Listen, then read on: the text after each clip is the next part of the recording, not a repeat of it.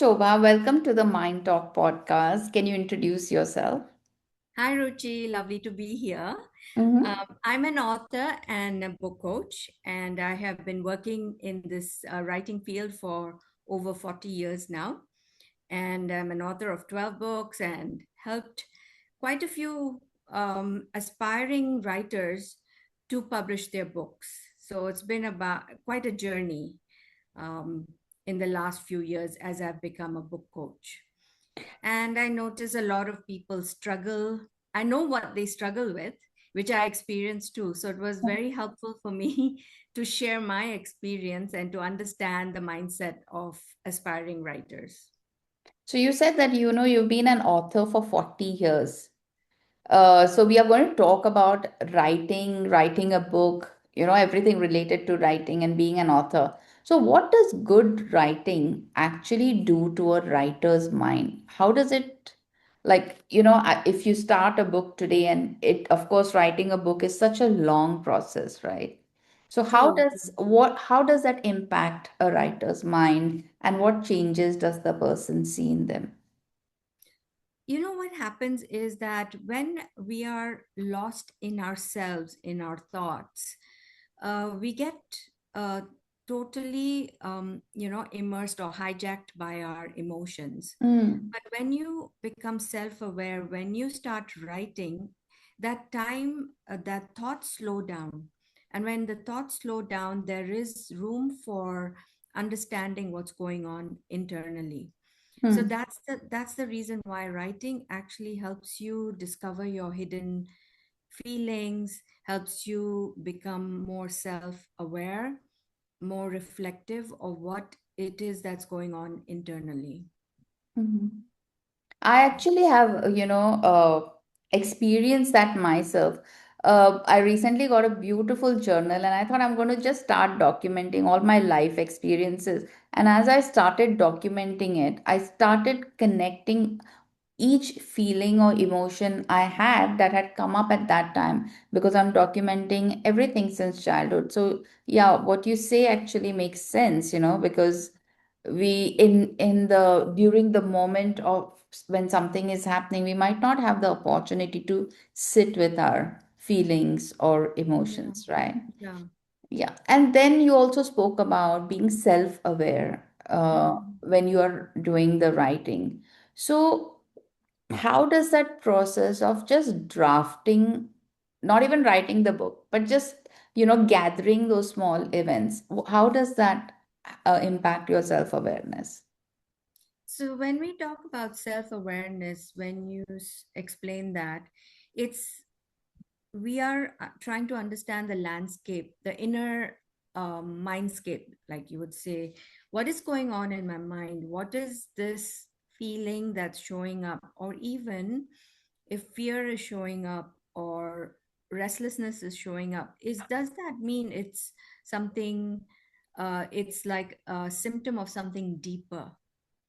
So, self awareness helps us to identify all of these aspects within us. When it comes to writing, if you were to start on that point of self awareness, like what do I write to get to this point of understanding the self, then Mm, start like with a place, a location, an interaction with somebody. What triggered you to feel this way or think this way? So, when you start with an incident or an experience, it really does affect you in the way that you start observing yourself.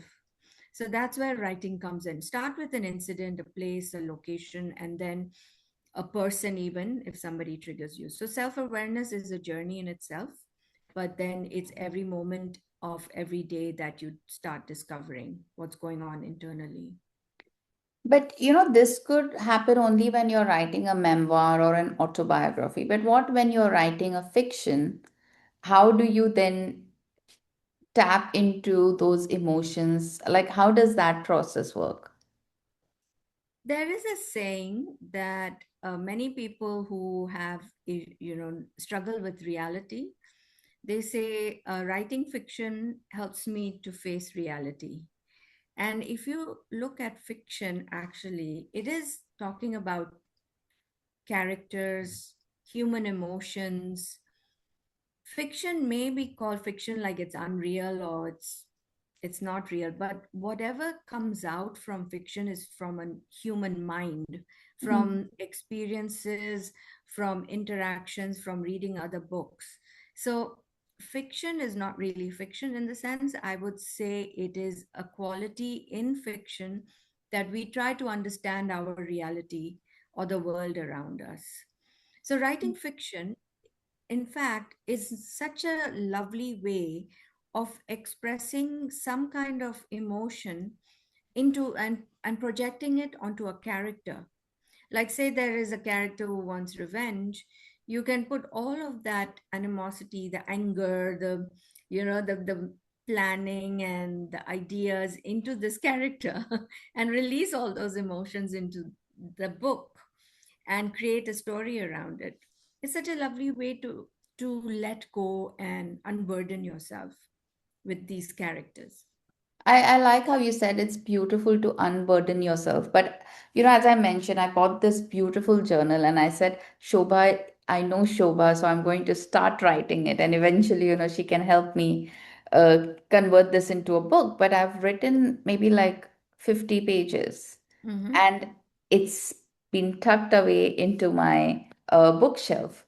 Right. So I'm now what I think is this like a writer's block where it just became too much, writing down all the Mm. events, connecting with those emotions. It was cathartic and it was overwhelming. Is this what you call a writer's block? And if this is not a writer's block, then what is really a writer's block?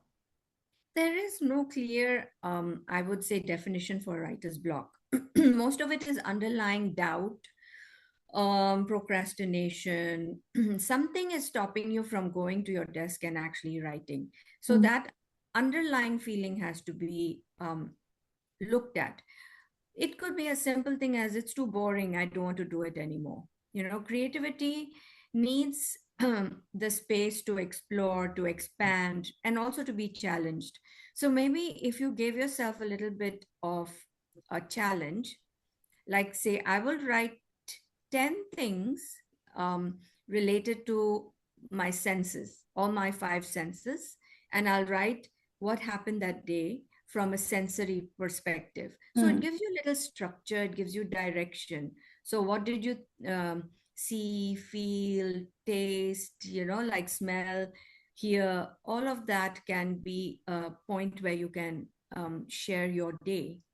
So writer's block requires maybe a change, maybe some new stimulation, some new way of expression, mm, and then you can try these different techniques. mm. Yeah. Also, when people are writing, it could be their autobiography. I think when it's an autobiography, it's pretty straightforward, right? It's written from a first point. But Mm. other books, sometimes they are written from a third person view or a second person view. Uh, what influences the writer to decide what voice they are going to use in their book? Mm. In terms of, say, an autobiography, yes, we want to share the life journey of a very of an individual who's faced a lot and overcome certain challenges. In that sense, it's a very personal kind of revelation, like the emotions, the personal. You're like very much connected. The reader is very much connected to the author. Mm, But if you do a third person, then it gives you some distance. It gives you some big picture understanding of their worldview, of their culture, of their relationships. So a third person is more like an observer kind of way of expressing. Both are good, all of them are good, but the first person is more um, very deep and personal, it's more emotional. So mm, you have to find that line, that balance where you don't really want to have too much emotion in it. You also want to have some storyline. You want to have something the reader can take away. But if you have too much, that emotion going on, then it's difficult for the reader to understand what's your story or to connect with you. It's interesting you said it's too real, it's filled with emotions, because that's literally my next question, you know. Uh, Mm, if the story writing process is so raw, so real, where you really connect with every aspect of your emotions, your thoughts, the person that you are, mm. when do authors decide that I'm now going to move from a storytelling mode to a truth seeking mode? Or is there some level of truth speaking even when you're doing fiction? Yes, very much a good point you raised there, Ruchi, because we as humans are always searching for a deeper meaning in life or deeper purpose or understanding our own balance between what we are doing in our lives. We want joy, we want happiness, we want to understand ourselves better. So, in terms of how to express, it starts with our values. Like we all have certain values, and then um, we share that, we express it while we are in the drafting stage. So we will create a character. If it's non-fiction, then you'll talk about certain um, ethics or work-life balance, or what values do you bring into that picture, into that storytelling. So it's first is the drafting stage where you start expressing all of these points. And then it comes to the deeper part of it. So when you do revision, you go back to your rough draft and you start revising, then you find the deeper meaning in what you have shared. Hmm. The deeper meaning is what the reader is looking for. And it like sort of you're decluttering in a way, you know, because your draft is very rough and rough around the edges. So you're decluttering it, you're refining it, you're making it reader friendly. So then there's also the deeper meaning showing up to yourself. You'll say, oh, I didn't realize this. Oh, I didn't think about this point, but it's there in my draft and I see now how the chemistry works or how the interactions have created a situation. So ultimately, it's the emotion Hmm. that brings the meaning into it, and then the reader is connected through through the meaning and then the emotion. So, my next question to you is actually a combination of everything that you've said. One, you've said that writing is a difficult, is not a difficult, but a raw process of really going inward. And Mm, then you've said that writers have a first draft and then they will go back and, you know, create something which would be like a final draft. So they are mhm. revisiting that place again and again and again. And as you said, you know, the writer then has to think, what do I want to bring in this book? But there is one thing about writing something that you want to tell a story. It could be fiction or it could be your own. When does it turn from journaling to a book? So, from authentic retelling of your life experiences through fiction or nonfiction into your craft. Into a craft requires then the structure. I Hmm. can say this in one word, structure. So, so before, okay, so you have written, maybe it's a stream of consciousness writing or journaling certain experiences, painful experiences you want to unburden yourself. But it's also then taking all of those like jigsaw pieces and putting them together in a structure. So if supposing you have experienced grief, then you will have a chapter on grief, and then you'll bring those experiences and then you will flavor it with your learning, with your understanding of what grief does for you, how it strengthens you or how it makes you a calmer person or a more grateful person, depending what you're sharing. So there could be these kind of topics. You put them in the buckets of different topics and then you structure them in chapters. You look at the chapters and see, oh, this one has too much information, maybe it can be trimmed down, maybe it can be moved to a different chapter. So that's the way to do it. If you really want to work on a book, it needs structure. So is there like a structure framework, that you use? Because a lot of the content storytelling writing talks about the hook, the body, and the CTA. But Mhm. for books, there is no CTA, right? So is there a structure that you follow with your clients? Yes, there is structure. There is basically ensuring that whatever they share is message driven. Mm, Like any memory, any experience is not just to be expressed, and then what is the reader going to do with what you have shared? You should give them that, okay, so from this, I learned about this. From this, I learned about gratitude. From this experience, I challenged myself, I overcame fear.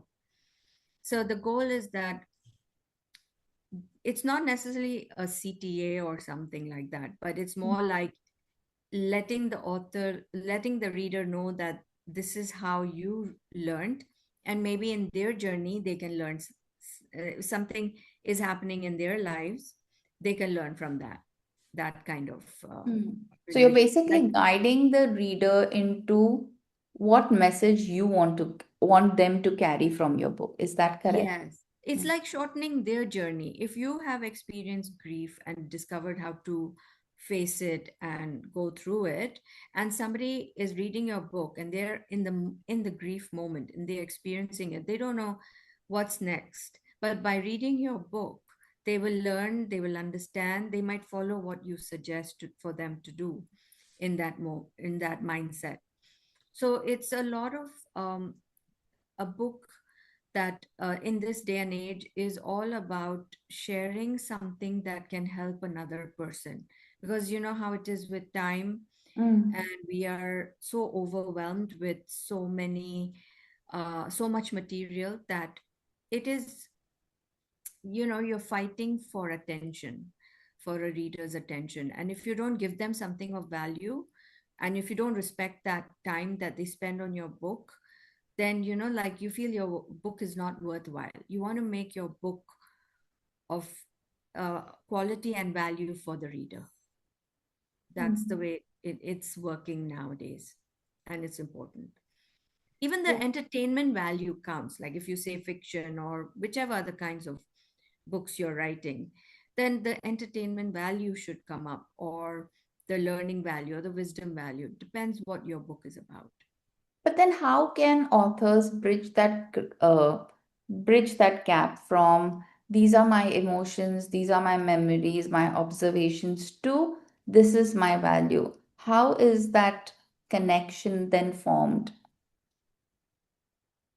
Through action, through say the character is facing a choice, or the person who's writing the book has faced a choice to do something that would hurt another person, and then to do something else but it would affect their own lives, but at least nobody gets hurt. So those are values that show up, that can be revealed through storytelling, through action in a Mm, book. Yeah. mm. So I'm sitting here thinking about everything that you've said. And I Hmm. also remember our conversation where you said to me, Ruchi, if you want to write a book about your life, you have to start reading memoirs. Yes. So, how does reading then play a part in this? One is this self awareness. And Hmm. if I read a lot of memoirs, wouldn't I lose my voice in when I'm writing my book? Okay, there are two ways to read it. One Mm-hmm. way is to read to learn a technique or a structure. Another way is to read to, just like a reader. So if you're reading like a writer, then you learn the style of writing. How did the author share this part of their journey so well that it brought tears to my eyes? So that's how you learn from other writers.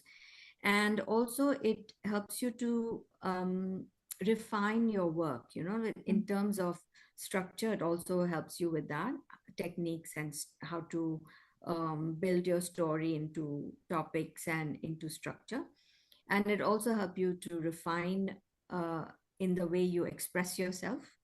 You'll see how authors express themselves. I learn a lot from reading nonfiction book also, because when I'm guiding my clients, then it's also related to maybe leadership or business books. So I need to be aware of what kind of writing works. And that's why I read like a writer, to learn what is it that makes it so amazing, and leaves you with those ideas lingering in your mind. That's a powerful writing. And that's what I aspire to. I still aspire for that, because there's never it's like a never ending journey in learning how to write better, how to write in a different way, how to write to connect with your reader, in a way that gives them that sense of empowerment, or sense of like, yes, this book is going to help me, this book is going to make a difference in my life. Correct. And that's where your story can do that. You have an amazing story, Ruchi, and you're quite resilient, so I know you can do it. So I'm going to need your help, but I'm glad you brought this topic up of you helping other people, right? Because you are a book coach. And in the age of AI, how are you competing? in the age of I say AI, like any other technology, or there was Google came into the picture. It's like a space for you to brainstorm, to use it as a tool. Use AI as a tool. You have 10 ideas. Ask AI, which idea should you focus on, which book should you to write.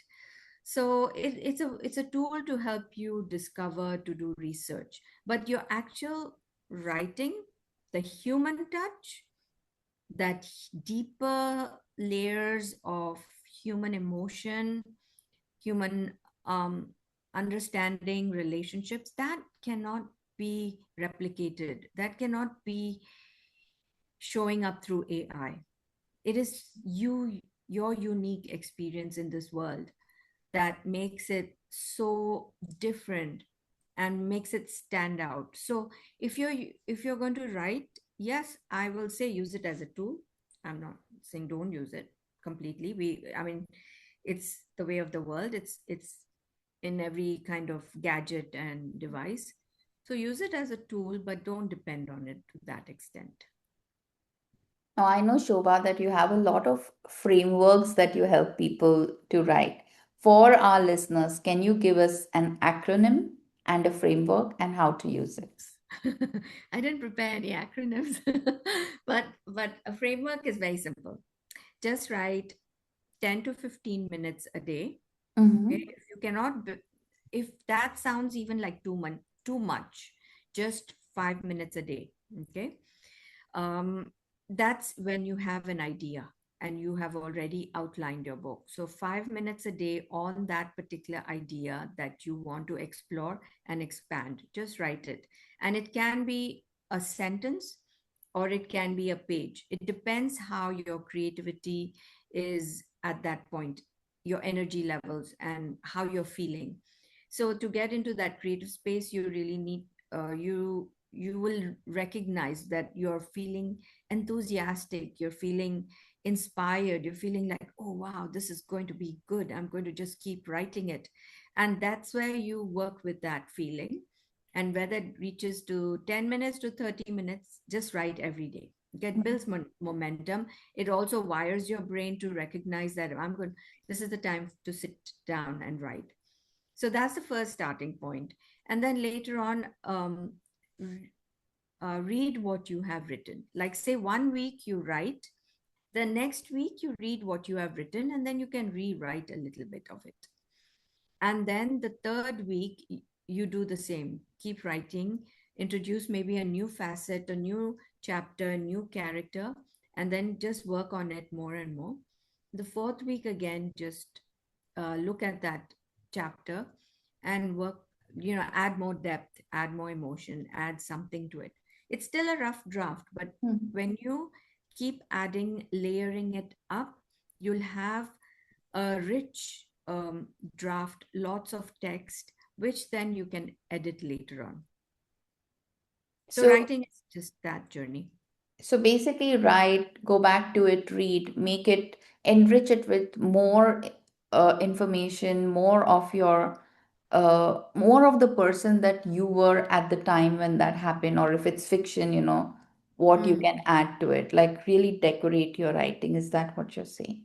Yes, just add to it because you know what happens? Subconsciously, we are the story is working in the background of our minds. We go through our daily routine, but that story is like sort of brewing, percolating. It's sort of in the oven. It's sort of baking. It's Mm. developing into something real.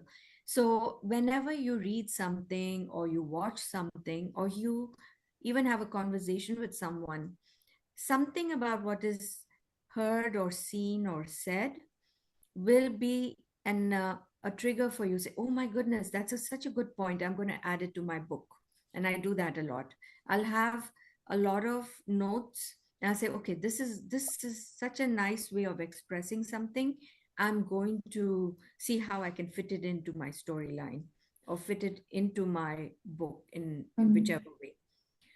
So there are all these aspects that allow your mind, the back of your mind, subconscious mind, to keep working on its own and to trust the process because there is a process there and it's unfolding as you sit down and write. It'll pour out of you because you won't realize, oh, I had all of these thoughts in my mind and suddenly it's coming out. And then it comes out with meaning. And then it comes out because you start noticing different things. And that's what adds value to your book. It just builds on it. So Not keep doing as that. a call to action, but I'm really curious, why would someone come to you as a book coach? So what value would they get out of it? Because right now I'm hearing a lot of keep going back, keep doing the work, right? So of course, and there is value in working with any coach, right? Yeah. Because there is direction. But what do you do as a book coach? When do you come in? When is the time when someone comes to you? How much do they have with them? And then how do you help them? Okay. So it's at different stages. Usually, many people come to me with their very rough draft and they kind of like now do something with it. So, so I'm all about collaboration. I do believe that you need a new perspective, a fresh pair of eyes to look at that work. And as a book coach, that's what I offer in terms of giving direction, sharing what's good about it, sharing some of the elements that can be improved. So there are so sometimes you're so caught up in your own self, in your own mind, that you really need somebody else to look at the from a fresh perspective to see what the book really has and what it can, how it can be improved. So that's one way I help. And I do believe that when you bounce ideas off each other, you brainstorm and something new comes up. And then I've had this experience where I get very invested into a storyline. I must tell you that when somebody is sharing a story, I really get deep into it and I feel it can be improved here or it can something else could be added. But I don't do that. I speak to the author and say, what do you think about this part? Could you elaborate on it? Because it's so powerful and the reader will get so much out of it if you could add value to this segment of your chapter. So that those are the ways that I help the writer. Hmm. And we go through a few drafts back and forth, few suggestions. And the best thing is that they love interacting and just asking, what do you think about this? What do you think about that? So it becomes more like a relaxed conversation. It's not like oh, look at the timeline, it's time to end this call. No, I do support the writer emotionally as well and mindfully recognizing that it's so sensitive to bring Hmm. yourself onto a page and for the world to see it. It sort of takes a lot of courage also to do that. So I do support them in that area. So It's when just When it's somebody, just beautiful when they when they feel so happy about it, you know, when they finally say, oh yeah, I love my work.